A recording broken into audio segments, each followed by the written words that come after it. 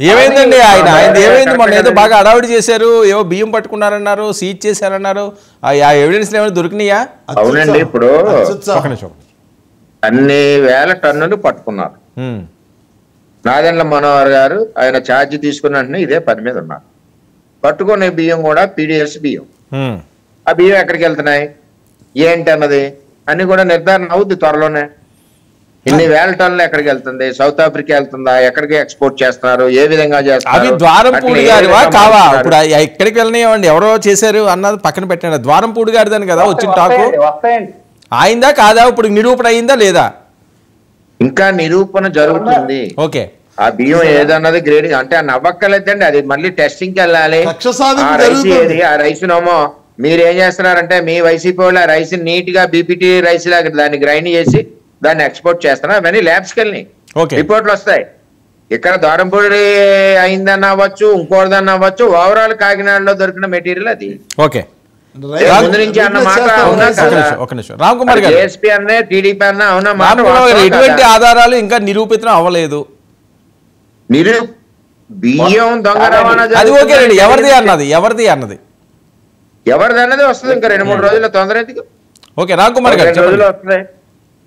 ఎవరిదాన్ని నిర్ధారణ వస్తుంది. నిర్ధారణ వచ్చిన వెంటనే చట్టం వస్తుంది. చట్టం వచ్చిన వెంటనే చుట్టాల నుంచి తీసుకెళ్తారు. అన్ని రకాల వ్యవహారాలు అవుతాయి. అందులో తేడా లేదు. చేసేది పకడ్బందీగా ఉంటది, నిజాయితీగా ఉంటది. ఏదో ఒకరి మీద మనం వ్యక్తిగతంగా దాడి కింద కాదు. ఈ వ్యవస్థని నిర్మూలించాలి, మంచి వ్యవస్థని మంచి పాలన ఇవ్వాలన్నది ఉద్దేశం ఎన్డీఏ కూటమి ప్రభుత్వం. పాలన గాలికి వదిలేసి చంద్రబాబు నాయుడు గారు ఎక్కడికి వెళ్ళారు? కేసుల గురించి, మీ ఎన్నికల కేసుల గురించి వెళ్ళలేదు, నిధుల గురించి వెళ్ళారు. రేపు రాష్ట్ర బడ్జెట్ లో నిధులు ఏ విధంగా తేవాలని దాని గురించి వెళ్ళారు. తప్పేం లేదు కానీ ఢిల్లీ వెళ్ళొచ్చు. కానీ 5 ఏళ్ళు మీరు ప్రత్యేక ప్యాకేజీ అన్నారు, ఏమైంది? 5 ఏళ్ళు మీ ప్రత్యేక కేసుల గురించి చూసుకున్నారంతే. మీకు మాట్లాడారా? ఇప్పుడు ఎవరు దేని గురించి ఇంతమంది ఎంపీలు ఏమన్నా ప్రత్యేక ప్యాకేజ్ తెచ్చి స్పెషల్ స్టేటస్ తెచ్చేస్తా అన్నారు. మళ్ళీ మమ్మల్ని విమర్శిస్తున్నారు. మేము 10 రోజులు అవ్వలేదు, రాలేదు. వచ్చి వర్మ గారు 5 సంవత్సరాలు ఏం చేశారు మీరు ప్రజలకి? వర్మ గారు అక్కడ రాజధాని, ఇక్కడ రాజధాని, కర్నూలు, అక్కడ ఇక్కడ ఎక్కడ తిప్పేది తప్పితే ఎక్కడ రాజధాని లేదు. ఓకే, రుచికండలో తగలేశారు. మీరు అసూయ పడుతున్నారు. వ్యవస్థలన్నీ మారిపోతున్నాయి. ఇంకా మనకు అధికారం ఇంకా 10 ఏళ్ల వరకు రాదు. వీళ్ళు ఇలా కష్టపడి పనిచేస్తున్నారు అన్న అసూయతో ఉన్నారు అంతే. మీకు ఇలా పరిపాలించాలంటే మేము చేయం. మాకు అసూయ ఎందుకు? ఇప్పుడు ప్రజలు తీర్పిచ్చారు, మేము గౌరవించాము. మేము ప్రతిపక్ష పాత్ర పోషిస్తూ అడుగుతుంటే ఆయన మానసిక దాడి చేస్తూ ఉన్నారు, మమ్మల్ని తిడతా ఉన్నారు. మీ నాయకులు, మీ జనసేన నాయకులు, అదేవిధంగా బీజేపీ నాయకులు సౌమ్యంగా మాట్లాడుతున్నారు. అయితే మీరు అక్కడ అన్యాయం అయిపోతారు. మీకు పదవి ఇవ్వలేదు, ఎమ్మెల్సీ ఇస్తారనుకున్నాం, ఎమ్మెల్సీ ఇవ్వలేదు, అన్యాయం చేశారు మీకు. మీరు అన్యాయం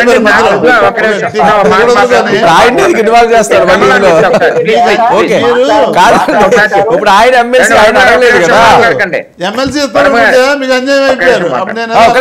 మాట్లాడండి సార్. ఆయన ఎంతో నా ఎమ్మెల్సీ గురించి బాధపడుతున్నాడు.